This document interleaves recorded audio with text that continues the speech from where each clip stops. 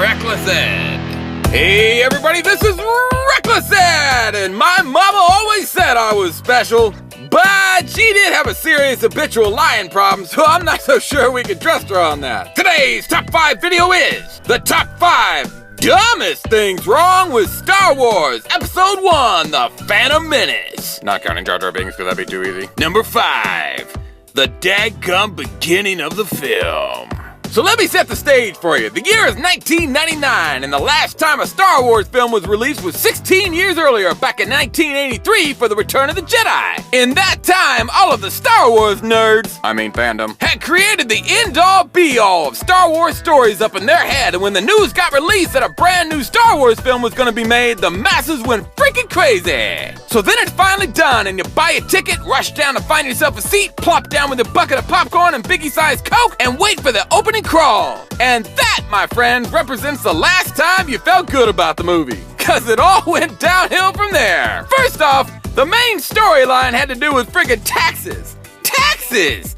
Who gives a crap about that? And it wasn't even like a war over taxes or something that might have been at least accidentally interesting. It was just a plain Jane dispute. Just two guys arguing over money. Luckily, the Supreme Chancellor said to himself, you know what this situation needs? Freakin Jedi. I'ma send me a couple of those guys out there to fix this tax dispute thing. And that's what he does. Except the opening crawl jacks that up too. Cause he didn't send 2 Jedi Knights. He sent a Jedi Knight and his Padawan apprentice. So, after 16 years of waiting for the next installment of one of the greatest films ever made, we get a boring storyline with our heroes being incorrectly identified from the get-go. Way to go, George! Number 4.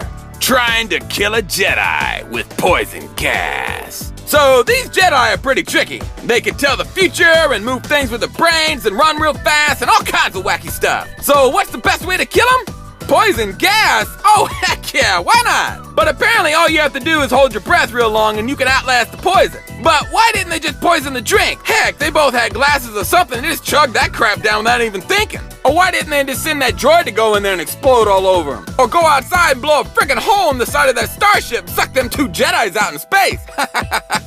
Whatever. Way to go, George! Number 3. Not selling Queen Amidala's spaceship.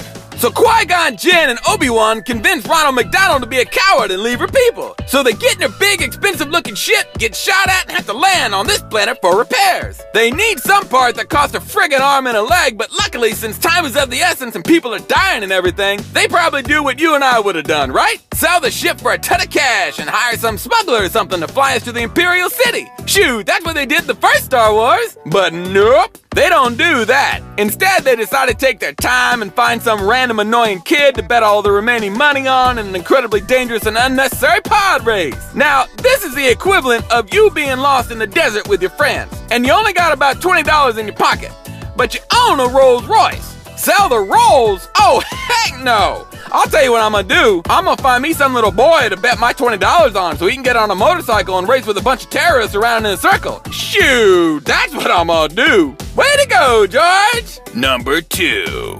Obi-Wan trains Anakin. So, after Yoda and the rest of the Jedi Council pretty much figure out that Anakin might be the chosen one, bring balance to the Force and all that dumb crap, instead of giving the responsibility of training the most important Jedi that might have ever lived to Yoda or that guy from Pulp Fiction or whatever, they let the young turd take a stab at it. You know, the guy who just saw his master get sliced up by bad Mamma Jamma over here. Plus, it's made even worse when you think of the fact that this kid who's only 10 years old and just got ripped away from his mother, and who no longer has a home, and he's lost the only life he's ever known, and saw the Jedi guy who he looked up to like a father figure die.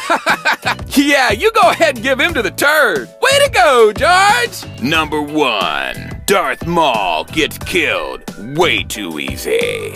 So, let's be honest here. The only good thing about this film was this guy right here. Bad Mamma Jamma. He kills the first Jedi like he was some punk kid, and then he almost kills the second one just as easy. And he has the high ground, which according to the third film pretty much guarantees you're gonna win. But since this movie kinda sucked, none of that matters since he literally just watched that little turd man fly over him, get his lightsaber, turn it on, swing back real far, and then cut him in 2. And with that slice, any and all hope at the redemption for this film got cut down with it. Way to go, George! That's it, everybody. Make sure to like this video and leave a comment below. Be on the lookout for episodes 2 and 3 coming your way. Those sucked real bad, too. If you share this video with your friends on Facebook and Twitter, I promise to make you my new best friend. Until the next person shares this video on Facebook and Twitter, because then they'll have to be my new best friend. But don't worry, because when the next person shares this video on Facebook and Twitter, I'll leave your replacement in the dust when I find myself a new best friend. See how great this is working out? Best friends are awesome! Way to go, George!